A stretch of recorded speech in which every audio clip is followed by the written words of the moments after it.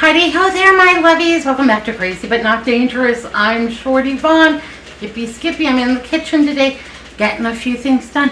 Brewing, well, it's our third pot of coffee today. Andrew hasn't woken up yet, so I finished off, so I wanted to brew him some fresh. And then I'm in the kitchen today. I'm going to make some strawberry parfaits and clean up these strawberries, get them all ready. Yay, hooray. Well, what have you all been doing? What's new and exciting where you're at? Yeah, it's pretty much the same old here. Yesterday it was 113. The day before that, 112. And today it's nice. It's only going to be about 110. So we're going in the right direction. Hot diggity. Can't beat that with a stick. So I have some Lucerne Dairy Farms light vanilla low fat yogurt, and this has it's made with like a Splenda alternative, so it only has 3 grams of sugar and it's low in carbohydrates. Yay, hooray. I've got these cute little mason jars here. I'm going to go ahead and get those filled, and then we'll get our strawberries all together. What's new over here? Well, I went and I got my hair cut. Got it cut over at the Great Clips. That's where I like to go because usually I have a coupon and I don't have to make an appointment. For me, an appointment is completely useless. I may or may not be able to make the appointment. It just depends on how I'm feeling that moment. So I like the idea that you can just walk in and then walk out fairly fast. I always forget to check in online, and that would probably make it shorter, but you know, I forget. I get to, did you check in online? No. So let me tell you about my Great Clips. So I walk in and there's 2 ladies that are cutting hair today, and one of them is we'll call her Anna. She has cut my hair before. She is about 6 foot tall. She's enormous. She's just like an Amazon. I love her. She has a green mohawk and she has spikes in her face and it looks very painful, but she says that it's not. Anyhow, yeah, she's got spikes in her face and she does a pretty decent haircut. I've got a lot of cowlicks and what have you. It's also curly, so yeah, I'm hard to cut. Anyhow, so she cut my hair for me, and yeah, I don't judge the book by the cover because she does a terrific haircut. The other lady that works there, she has cut my hair before. Now she is a very beautiful woman with really long blonde hair, a perfect spiral perm, a great cut. But you know what I noticed? She's got the fake eyelashes, and yeah, it looks like somebody really professionally does her makeup and the whole bit. But whoever, she's not the person that cuts her own hair. I'm guessing Anna cuts her hair. Anyhow, so she has cut my hair before, and yeah, Anna does a much better job. But here's the deal with Anna. Every single time I go in to see her, we have the exact same conversation. Yeah, about hobbits. Yeah, she starts off by telling me how she loves Lord of the Rings, and that she would love to live in a hobbit hole, you know, like some fairyland hobbit hole in the side of an embankment or inside of a tree with a little round door with a heart cut in the middle, and you go inside and it's got a big cozy hearth and, you know, big comfortable furniture, and she wants to live in a little hobbit hole. I'm guessing she's not having the same conversation with every person who walks through the door. I don't know. Maybe it's because I'm 4'5" and she thinks that this is a way to relate. Well, God bless her. And I finally told her, you know, I'm 4'5", I get that, but yeah, I don't live in a hobbit hole. We just live in a regular house. So she's a little unusual, but she does a pretty decent haircut. Then I went over to the Fry's. That's right next door. It's a pretty good shopping center. Now we've got the Great Clips. It's right next door to a Firehouse Sub. You walk down a little ways, there's like a Wingstop. You walk a little further and there is the Fry's grocery store. Out in the parking lot, it's got a Bank of America, and it's also got a Burger King. Yeah. So I always get my hair cut there, and then I walk on over to the Fries, and I was so happy I could make it all the way from the Great Clips to the Fries. Hot diggity. We were in Lake Flynn because I like to go to that Fries. They always have good markdowns. So looked at their markdowns, got a couple of things. One of the things that I got, I was so happy about. I have always wanted to buy a Scrub Daddy. Got those, you've seen them from like Shark Tank, you know, it's the smiley face sponge. Anyhow, I'll show you mine.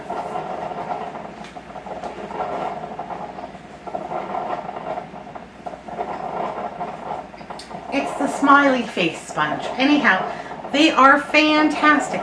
I picked that one up for $1.95. Original price on that was $6, $5.99, and I just could not bring myself to try them at $5.99. But for $1.95, I was willing to try it, and I will tell you that I think that these are well worth it. These might even be worth it at the $5.99 mark because I put just a little teeny tiny dab of liquid dish soap on there and got to scrubbing my dishes, and the soap didn't dissipate like it does on my walnut sponge from Grove. It just, just that little dab just did it. Hot diggity. So I think I'm going to continue to use these. I've already washed these strawberries, by the way. I'm going to continue to use these because I think that these are a great saver on the laundry or the dishwasher soap.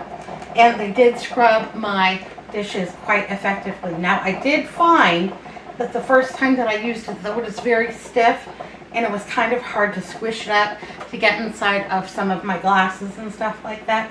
But after about the second time, it was plenty squishy.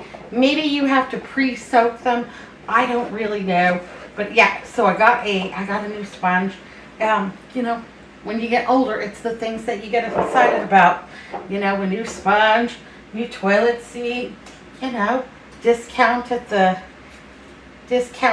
movie theater for your senior discount. Hot diggity, that's the way to go. Going to the movies here in Arizona, that's a real big thing in the summertime because, you know, you just have to find ways to entertain yourself when it is 112 degrees outside. So growing up, we were very fortunate because my parents, we got a swimming pool, but we got a swimming pool kind of under unusual circumstances. So my sister Linda, she's fourth from the top. She's fourth from the oldest. So my sister Linda, she was a little bit wild. So she was out on her boyfriend's motorcycle with him. They were riding around town and they got into a terrible accident. My sister broke both legs and her pelvis in this motorcycle accident. And so with the resulting monies from the insurance and what have you, one of the things my parents did was invest in a swimming pool. Now that was recommended by my sister's physical therapist to continue her progress at home, that swimming would be one of the best things that she could do for her. And we all wanted a swimming pool. All of us, yeah, absolutely. So my parents contacted a swimming pool contractor and they said, well, you'll be swimming before 4th of July. And you know, we're all excited about swimming at the 4th of July. Hot diggity. Because our swim season is very long in Arizona. You start swimming about the end of March and you stop swimming the day before Halloween because that's the day that it usually cools off 99%. So it's a very long swim season. So my parents hired this contractor to build their pool. And they were going to build it right out back of our house. And anyhow, they come out and they do all the measurements and they're getting the deposit and everything like that. And All right, all right. So they come out with a backhoe because they're gonna dig our swimming pool out, and they get the backhoe off the trailer, and they just barely scrape off, the top layer and start digging a little bit when the backhoe breaks down. And so they load everything back up onto the trailer, and then they take off, and they're going to be back as soon as they get their backhoe fixed. So my parents waited a week, and then they waited 2 weeks, and then all this time you've got all these little kids. When are we gonna go swimming? When are they gonna finish the pool? We want to go swimming. And yeah, we're wearing on my parents' last nerve. Anyhow, so my sisters decide that we're not waiting around for the builder, for the contractor who doesn't return phone calls, who hasn't been there in a couple of weeks. Nope. My sisters are going to go ahead and dig the swimming pool themselves. So we got a couple of wheelbarrows that we had, and then we borrowed a couple more from neighbors, and we set up this whole, so some kids would dig and fill a wheelbarrow, and the other kids would wheel the wheelbarrow to the wash. There's a big wash that ran through the edge of our property, and every time it really, really rained, that it would flood the wash. It would run very rapidly, and sometimes it would overflow the banks, and then we were in danger of flooding our basement. So anytime we could, we were trying to build up the banks on this wash to prevent flooding. So yeah, that's where we decided we were going to dump the dirt. So some girls are shoveling, other girls are wheelbarrowing, other girls are running the wheelbarrows back, and we're all just taking turns in this assembly line. My parents aren't worried about it. How far can these kids get? But it keeps them busy, and it keeps them out of our hair, and we're bored, we're tired, and we want to swim. And we honestly did swim because we had a great big metal container where cows would drink out of, and so that's where we were swimming in the cattle pond. It was not great swimming. We were ready for a swimming pool. Anyhow, so this went on for about 3 weeks, and meanwhile my parents are calling the pool company every day. Where are you? When are you coming back? My parents are thinking that they're getting scammed. They've never built a pool before. If you've ever built a pool before, you know that this is a very long and involved process, and their timelines are mostly hooey. They're mostly hooey. There we go. And so, yeah, so in the meantime, we just keep digging and digging. And pretty soon we get down pretty far. My father comes out and he's, holy moly. And he's looking at how high the bank is now on the wash, and his eyes are real big. He's like, well, we don't have to worry about flooding anymore, but you're going to have to take some of the what you dig now and kind of level out the front yard. Anyhow, we had well exceeded the dimensions that the pool builder had, staked out. We went way farther than that, so it was a much longer swimming pool than the builders had anticipated. And so Dad gave us some tips, like you want to slope the sides, you want to carve in the stairs, you want it to slope into a deeper end, that you need more rounded edges. So yeah, we just kept digging. Anyhow, about 3 weeks later, after they had taken the bulldozer back to get repaired and what have you, after we've been doing this digging, after we have built up the front yard, the backyard, we filled in all of the potholes in the road in front of our house, the dirt road in front of our house, all of the washboard. We've flattened it all out. We've moved as much dirt as we possibly can. Well, let me tell you, we ended up with a swimming pool that was 1.5 times the size that they had mapped out. It was 13 feet deep in the deepest end. Yeah, we now had a dive pool. Had to get a diving board for that. Thank you, Mom and Dad. They splurged for the extra money. And a water slide. I mean, not like the big fancy ones you see now, but it was a slide nonetheless, and it was fun. We had a great time with it. Anyhow, about 3.5 weeks later, after we've done all of this and, you know, dug out the pool basically. The contractor comes back, and we all run into the house, and we put on our little white summer dresses, and we've got our little sandals, and we look all clean and nice and spiffy. We come outside, and we're sitting out on the porch, and he pulls up and gets out of his car, goes around back, looks at the pool, comes back to us, and he's looking at us. And we're all sitting there, just, you know, sitting on the patio furniture, just as pleased as punch. And he looks at us, he's like, well, what happened here? He's like, well, we dug it out. Glenda spilled the beans. And we dug the pool while you were gone. He looks all of us little bits, and he's just shaking his head. He's like, no, seriously, who came and dug out the pool? We just smiled at him, just shrugged our shoulders. He didn't believe us when we told him what happened. Anyhow, they came out, they finished putting the pool together. We got the slide, we got the diving board, we got all of the things, because we were from Cave Creek. You had to know how to survive. You had to know, like when you walked out of our back door, there was a shovel right there. So if there was rattlesnake sunbathing on the front porch, you could just knock the head off of it real quick and get on to school. It was no big deal. You had to be made of strong stuff to live in the desert at those times.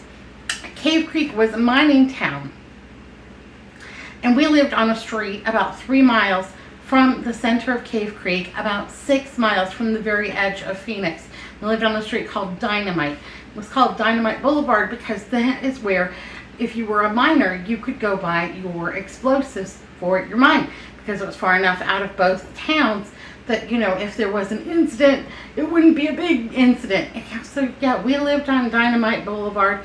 At that time, they had stopped selling, you know, explosives on our street, thank goodness. But yeah, it was the middle of nowhere. It was 110, 15, 120 degrees. And yeah, we had a swimming pool. We were hot stuff. I'm telling you what. We were the only house in our neighborhood with a swimming pool. And we had lots of kids that would come over and go swimming and whoop it up. We howled down the moon, and we would swim from the, you know, as soon as we hit at least 90-degree temperatures, and we would swim all the way until the day before Halloween, because that's our swim season here. Anyhow, so yeah, you had to be made of strong stuff. Cave Creek, yeah, it was the Wild West back then. It's much more sedate and, you know, suburbanized now. Yeah, now the people that move into Cave Creek say, what do we do about the scorpions? What do we do about the lizards and the rattlesnakes and the javelina? You don't do anything about them. You just learn to live together. Yep. So anyhow, one of the things I have learned, I'm on this journey to try to learn how to deal with my new situation. And the easier, the better. You've got to work smarter, not harder. So something like this, instead of making 2 trips, I've got a cute little tray, and I'm going to walk this over, pop this in the refrigerator. These are going to be great for breakfast, great for lunch, great as a little snack or a little dessert. Hot diggity, I can get behind that. Now, you could top it with a little granola, or like me, I just like to top it with a little bit of Cheerios, a little bit of a heart-healthy snack, getting in all the fiber I can. And Hazel Basil, she loves a strawberry. Let's give her a little yum yum. She'll love it. I got one in here for you. Every once in a while, a strawberry is a good little treat for your puppy. They'll be all right. Hazel Basil, you want a yum yum? Come in here and get a yum yum. Look at what Mommy's got. She's got strawberries. Oh yeah, oh yeah, you like them. Tell everybody that you love fruits and vegetables. You ready? Yeah, that was worth getting up for. Yeah, that was worth getting up for. Yeah, you're a precious girl. Good job. Good job. Glad you enjoyed your yum yum. You only got one. Anyhow, I just love that little dog. I just love her, and she just loves me, and we're just having a great big old time together. And yeah, so if you've been on the fence about one of these scrub daddies, I guess there's scrub mommy, scrub baby. There might be an aunt and an uncle in there too. I don't know.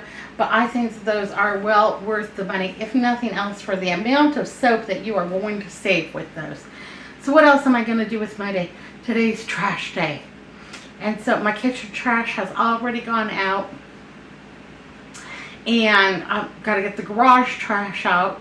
All of the packages and packaging from, you know, the various deliveries that we get all week, that needs to go out too. And then Andrew and Melissa, they can go ahead and just get their office trashes together, get those out there. And yeah, if Andrew ever gets out of the bed, well, I'm going to wash the sheets on his bed because it is time. So absolutely, that's what I am going to do with my day. What's going on with you? What's new and exciting? Tell me down below. I appreciate it. Oh, I forgot to tell you. So I'm getting my hair cut by Anna. And God bless her. Yeah, she does a good haircut. But she says to me, she's trying to tame it down because I got a bunch of cowlicks and everything. And she's trying to part it and get it all situated so she can cut my hair. And she says to me, you know, for an older lady, you've got a lot of hair. It's really thick. And I just smiled at her and I didn't say much of anything because she's going to cut my hair. I'm not causing trouble over it. It's great clips. I just smile and just, but did you have to include the older lady part? Come on now. It didn't affect her tip. She did a great job. And they make very little money. They need all the tips that they can get. So God bless them. You know, people in America complain about being a tipping society, but we are. And that waitresses, hairdressers, that's how they're making their money. So God bless them. Thank you for your service. Here's a little something extra. Hopefully you can buy a quart of milk and a loaf of bread. So there we go. Here we go. I'm going to go get my trashes together. I'm going to go in there and poke Andrew. Yeah, you know what I've noticed is that since I've been using the crutch, it's really effective for poking Andrew. Give him a little nudge here and there. He needs it. He needs it. All right, my lovelies. Well, that's my little fruit and yogurt parfaits and a little story about how we got a swimming pool. Hot diggity. You know, we didn't let things stop us back then. I'm not letting things stop me now. You got to keep going. You got to just think about, yeah, all the things in your life that you have overcome. One more thing, well, it may not be easy, it may not be fun, but you know what? I'm betting there's a bright side right around the corner, even if you have to squint. Keep on keeping on, my lovelies. All right, be good, be careful, look both ways. I'll see you next time. Thanks for watching Crazy But Not Dangerous. Bye now.